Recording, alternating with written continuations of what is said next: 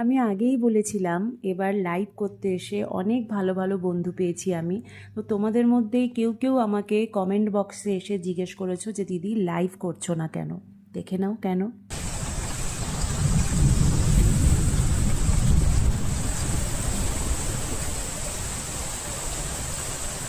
মুম্বাইতে প্রচণ্ড বৃষ্টি হচ্ছে, আকাশ সারাদিন মেঘলা থাকছে, অন্ধকার। আর তোমরা তো আগেই জানো যে আমি তোমাদের বলেছি অনেকবার যে লাইটের সমস্যাটা আমার কাছে একটা বিশাল সমস্যা। ভিডিও বানানোর জন্য আমি পুরোপুরি সূর্যের আলোর ওপরই ডিপেন্ড করি, কারণ আমার কাছে কোনো রকম রিং লাইট নেই বা অন্য কোনো ব্যবস্থা নেই।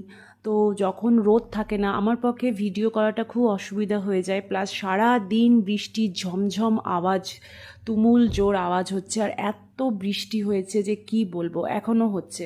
তো সেই জন্য আমারও এখন লাইভ করা হচ্ছে না।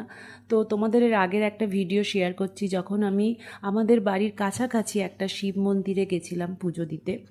তো সেই ভিডিও শেয়ার করছি। আর তোমরা চিন্তা একদম করো না, লাইভ তো আমি করবই, আগামীকাল থেকে লাইভ অবশ্যই করব। আর ইন দ্য মিন টাইম তোমাদের জন্য আমি ভিডিও এডিট করছি, যাতে তোমাদের ভিডিও দিতে পারি। কারণ অনেকগুলো ভিডিও পাইপলাইনে আছে যেগুলো আজ পর্যন্ত আমার আপলোড করা হয়নি, তোমাদের সাথে শেয়ার করা হয়নি।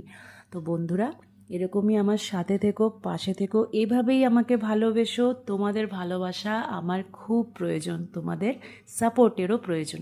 আর এই দেখো, এসেছিলাম পেস্ট্রির দোকানে। পেস্ট্রি খেতে আমি ভীষণ ভালোবাসি, আর যখন মন খারাপ থাকে তখন তো আরও বেশি করে পেস্ট্রি খেতে ইচ্ছা করে।